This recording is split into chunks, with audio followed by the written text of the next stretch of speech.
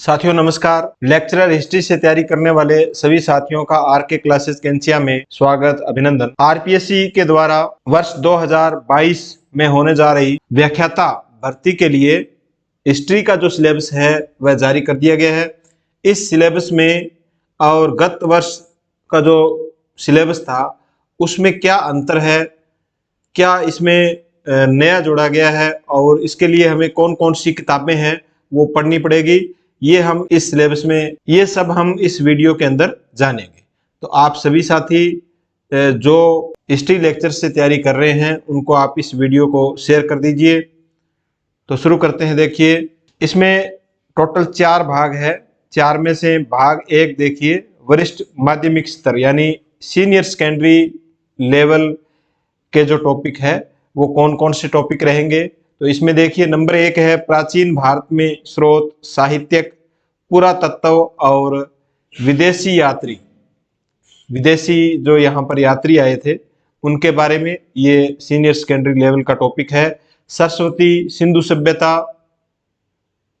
इस सभ्यता की उत्पत्ति, इसका विस्तार और सभ्यता का पतन, पूरा स्थलों के बारे में पूछा गया है।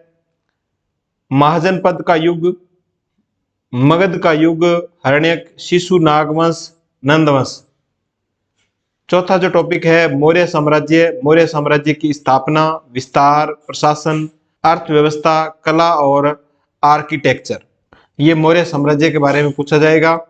नेक्स्ट देखिए 5वां टॉपिक दिल्ली सल्तनत, स्थापना, विस्तार, प्रशासनिक व्यवस्था क्या थी दिल्ली सल्तनत में, सेना की कैसी व्यवस्था थी सल्तनत व्यवस्था के दौरान, संगठन, भू राजस्व की क्या व्यवस्था थी, इकता प्रथा की क्या व्यवस्था थी, ये सब हमें पढ़ना है दिल्ली सल्तनत टॉपिक 5 में। 1757 से 1857 तक भारत में क्षेत्रीय शक्तियों का उदय और औपनिवेशिक शासन की स्थापना। ये जो सिलेबस है वो जो 2018 का सिलेबस था उससे काफी अच्छा सिलेबस है।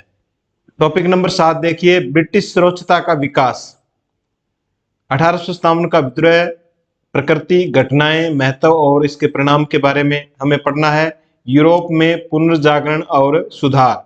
नेक्स्ट टॉपिक देखिए प्रथम और द्वितीय विश्व युद्ध के क्या कारण थे, कौन कौन सी जो मुख्य घटनाएं इस युद्ध के दौरान, इन दोनों युद्ध के दौरान जो घटनाएं हुई है उनके बारे में, और इन दोनों युद्धों का परिणाम के साथ, ये सब हमें इसमें पढ़ना है। नेक्स्ट देखिए राष्ट्र और संयुक्त राष्ट्र संघ की स्थापना और इनका जो योगदान है इसके बारे में हमें पढ़ना है। राजस्थान के प्रमुख पूरा स्थल इसमें पूछा गया है, तो ये नया टॉपिक जोड़ा गया है। देखो राजस्थान के राजपूत राजवंशों का उदय, ये पहले भी था और अब इसमें ये टॉपिक दे दिए गए, जैसे गुहिल है, गुर्जर प्रतिहार, राठौड़, चौहान और कछुआ वंश।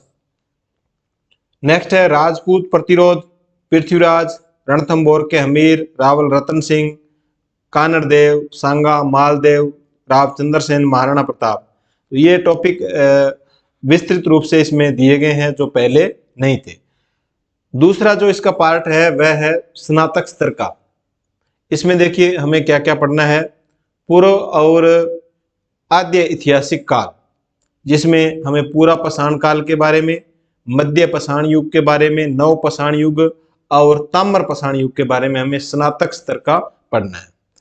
वैदिक युग के अंदर वैदिक साहित्य यानी वैदिक साहित्य में जो चारों ग्रंथ आते हैं उनके बारे में, और वैदिक जो समय था, वैदिक कालीन जो समय था उस समय कैसी राजनीतिक व्यवस्था थी, सामाजिक व्यवस्था कैसी थी, अर्थव्यवस्था कैसी थी, धर्म, दर्शन और अनुष्ठान, ये सब हम वैदिक युग या वैदिक सभ्यता के संबंध में हमें पढ़ना है।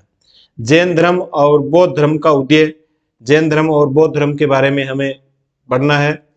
मौर्य काल के बाद में देखो हम पढ़ेंगे शुंग वंश, कण्व वंश, इंडो ग्रीक, कुषाण और क्षत्रिय, इनके बारे में हमें पढ़ना है। नेक्स्ट देखिए गुप्त युग। गुप्त काल या गुप्त वंश के दौरान जो राजनीतिक और सांस्कृतिक इनकी जो उपलब्धियां हैं इनके बारे में हमें पढ़ना है। वर्धन राजवंश के बारे में हमें पढ़ना है और वर्धन राजवंश की जो राजनीतिक और सांस्कृतिक उपलब्धियां हैं उसके बारे में पढ़ना है। प्राचीन भारत में विदेश में भारतीय संस्कृति, पश्चिम एशिया, मध्य एशिया और दक्षिण पूर्व एशिया। प्राचीन कालीन जो भारत था उसमें भारतीय संस्कृति का विदेश में क्या योगदान रहा, कहाँ कहाँ पर, पश्चिम एशिया में, मध्य एशिया में और दक्षिण पूर्व एशिया में। तो ये हमें इसके बारे में पढ़ना है। और ये जो सिलेबस है ये पूरी तरह एनसीईआरटी और आरबीएसई ये जो किताबें हैं ये पूरे सिलेबस को अच्छी तरह से कवर करती है।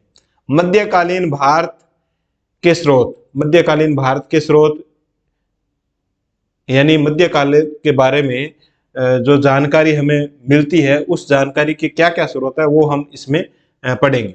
भक्ति आंदोलन और सूफीवाद का विकास, भक्ति आंदोलन और सूफीवाद का विकास हमें पढ़ना है। मुगल साम्राज्य में मुगल नीतियों की नींव और उनका विस्तार, दक्कन, धार्मिक, राजपूत और उत्तर पश्चिम और मध्य एशिया नीति, यानी मुगल साम्राज्य की इनके प्रति, राजपूतों के प्रति दक्कन में इनकी जो नीतियां हैं, उत्तर पश्चिम में और मध्य एशिया में जो इनकी नीतियां हैं वो हमें पढ़नी है।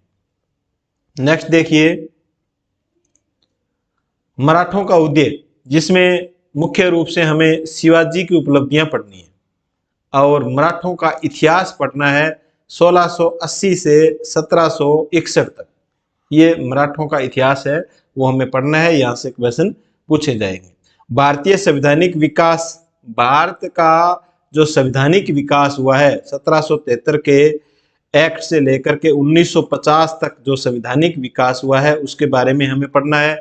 औपनिवेशिक शासन का आर्थिक प्रभाव, औपनिवेशिक अंग्रेजी जो शासन था उसका आर्थिक प्रभाव क्या हुआ, भूमि और उद्योगों पर क्या प्रभाव पड़ा, धन की निकासी का जो सिद्धांत दिया गया, धन की निकासी के बारे में हमें पढ़ना है। राजस्व बस्तियों के बारे में जो कॉलोनियां अंग्रेजों ने स्थापित की थी उनके बारे में पढ़ना है।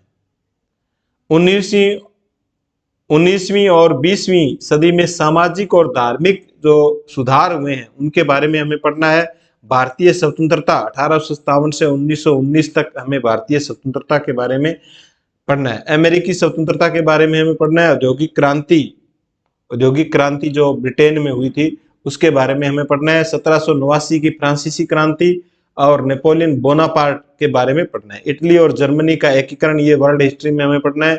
1917 की रूसी क्रांति, 1857 के विद्रोह में राजस्थान की भूमिका, राजस्थान में आदिवासी और किसान आंदोलन, मुगलों के साथ राजपूत सहयोग, मान सिंह, राय सिंह, मिर्जा राजा जय सिंह, जसवंत सिंह। ये जो टॉपिक है वो नए जोड़े गए हैं और बहुत ही अच्छा सिलेबस है वो इस बार आरपीएससी के द्वारा बनाया गया है। तो लेक्चरर आप बन सकते हैं यदि आप इसमें जो किताबें बताई गई है, वीडियो के अंत में आप देखोगे तो किताबें बताई गई है, वो किताबें पढ़नी है। उसके अलावा आपको कुछ भी नहीं पढ़ना है, आपका सिलेक्शन है वो श्योर है। नेक्स्ट देखिए पार्ट 3 में जो स्नातकोत्तर स्तर का जो सिलेबस है उसमें हमें देखो क्या पढ़ना है। इसमें देखिए, इसमें मौर्योत्तर काल यानी मौर्यों के बाद का जो समय है उसमें सामाजिक जो व्यवस्था थी, अर्थव्यवस्था थी, सांस्कृतिक व्यवस्था थी, इनके बारे में हमें पढ़ना है। दक्कन और दक्षिण भारत में सातवाहन, संगम युग, चालुक्य, पल्लव, चोल और राष्ट्रकूट, इनके बारे में हमें पढ़ना है। प्रारंभिक मध्यकालीन भारत के दौरान समाज और सांस्कृतिक जो विकास हुआ है, प्रारंभिक मध्यकालीन यानी मध्यकाल से पहले जो भारत में सामाजिक और सांस्कृतिक विकास हुआ है उसके बारे में हमें पढ़ना है।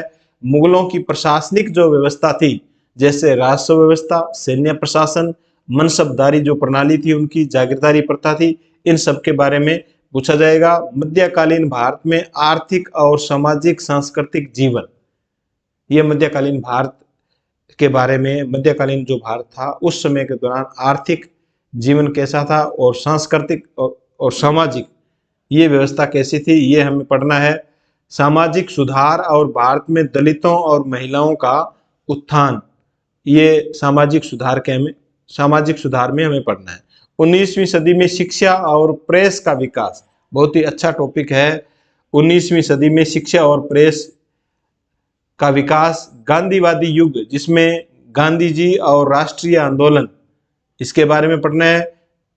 जवाहरलाल नेहरू की भूमिका और उनका योगदान, इसमें देखो मुख्य टॉपिक रहेंगे जवाहरलाल नेहरू के बारे में, सुभाष चंद्र बोस, मौलाना आजाद, वल्लभ भाई पटेल, सी राजगोपालाचारी, राजेंद्र प्रसाद, भीमराव अंबेडकर, इन सब का राष्ट्रीय आंदोलन में क्या योगदान था, ये हमें डिटेल से इनके बारे में पढ़ना है। जर्मनी में नाजीवाद और इटली में फांसीवाद का उदय कैसे हुआ। अरब दुनिया जिसमें अफ्रीका और दक्षिण पूर्व एशिया में राष्ट्रीय आंदोलन, अफ्रीका और दक्षिण, ये नया टॉपिक जुड़ा है देखो।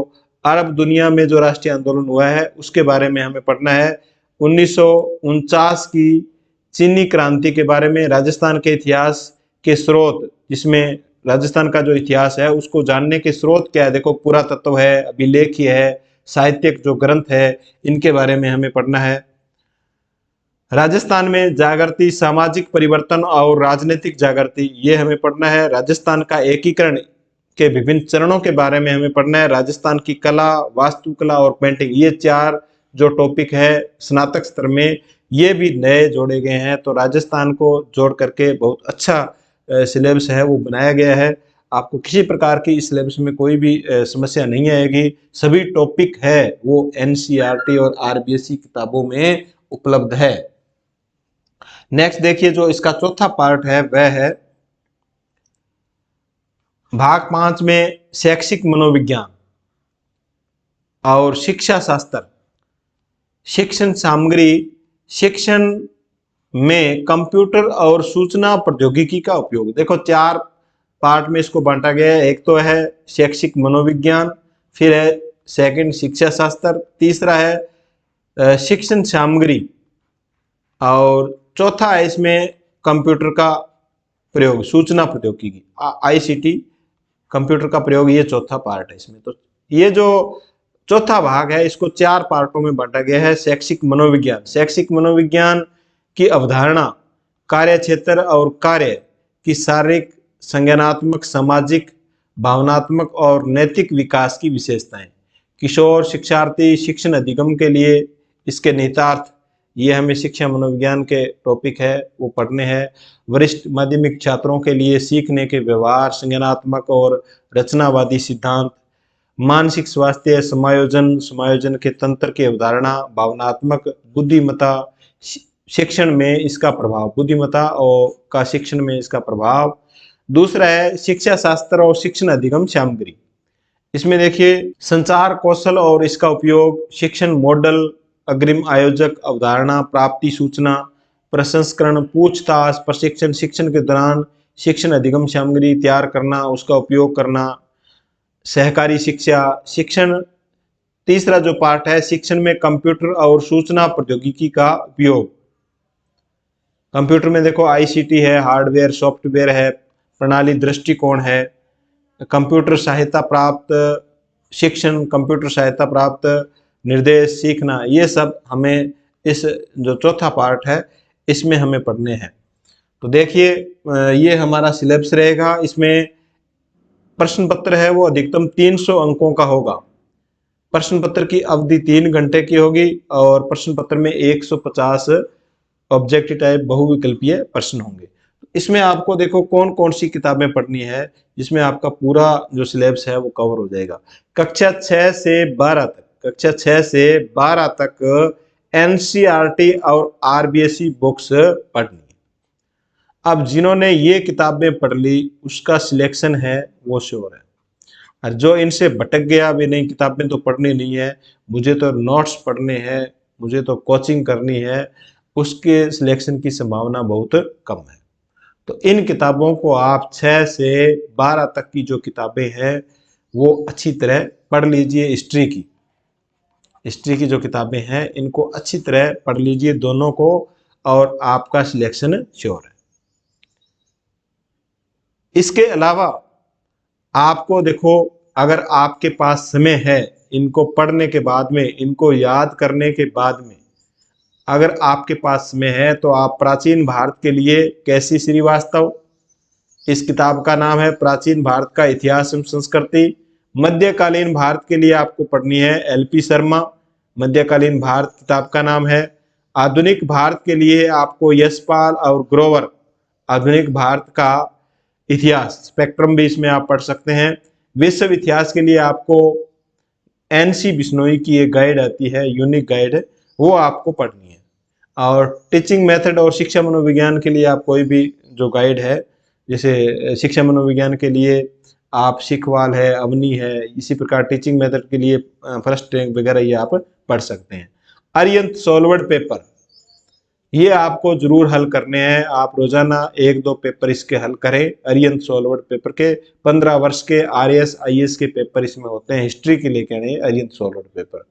और नेट परीक्षा के जो ओल्ड पेपर है हिस्ट्री के वो भी आपको लेके आना है। इसमें से 4-5 क्वेश्चन है वो हूबहू पूछे जाते हैं, 5 क्वेश्चन नेट परीक्षा ओल्ड पेपर से। किरण गाइड आप पढ़ सकते हो, कोई भी एक गाइड है वो उसको आप देख सकते हो, यानी इस पर डिपेंड गाइड पर आपको, ये जो जितनी भी गाइड है इन पर आपको डिपेंड नहीं होना है, इस पर आप कोई भी जो टॉपिक है उसको देख सकते हो। इसलिए आप गाइड पर निर्भर नहीं रहे, निर्भर आपको होना है कक्षा 6 से 12 तक की एनसीईआरटी किताबों पर। और इन सब की ये जो किताबें हैं, इन सभी के जो वन लाइनर क्वेश्चन तैयार किए गए हैं, चाहे आरबीएससी हो चाहे एनसीईआरटी हो, आपको वन लाइनर जो क्वेश्चन है वो एग्जाम विजन ऐप पर आपको उपलब्ध हो जाएंगे। आप एग्जाम विजन ऐप है वो प्ले स्टोर से डाउनलोड करें और इन प्रश्नों को लेकर के आप इनका प्रिंट है वो निकाल लें और इनका प्रिंट पढ़ें और फिर ये कक्षा 6 से 12 तक की किताबें आप जरूर पढ़ें।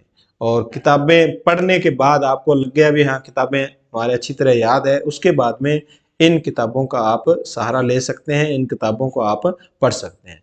तो इतना आप करोगे तो आपका सिलेक्शन है वो 100% आपका सिलेक्शन हो जाएगा, आपको कहीं भी किसी प्रकार की दिक्कत नहीं आएगी। कि पीडीएफ है वो आपको Telegram channel, exam vision Telegram channel है उस पर आपको इसकी पीडीएफ उपलब्ध हो जाएगी। इसका आप प्रिंट आउट निकाल लें और अपनी पढ़ाई है शुरू कर दें। और 1 जून से हम हिस्ट्री लेक्चर की test series, topic wise test series है वो शुरू कर रहे हैं। इसमें आपको बताया जाएगा, एक वीडियो नेक्स्ट वीडियो आएगा जिसमें आपको बताया जाएगा भी आपको इस, जैसे ये पहला टॉपिक है इसके लिए आपको कौन कौन से पार्ट है वो पढ़ने हैं। ये वीडियो भी इस चैनल पर जल्दी ही आएगा, तब तक आप अपने साथियों को इस वीडियो को जरूर, जितना आप ज़्यादा शेयर करोगे उतनी जल्दी ये टॉपिक वाइज सिलेबस है वो आपके यूट्यूब चैनल पर उपलब्ध हो जाएगा। धन्यवाद।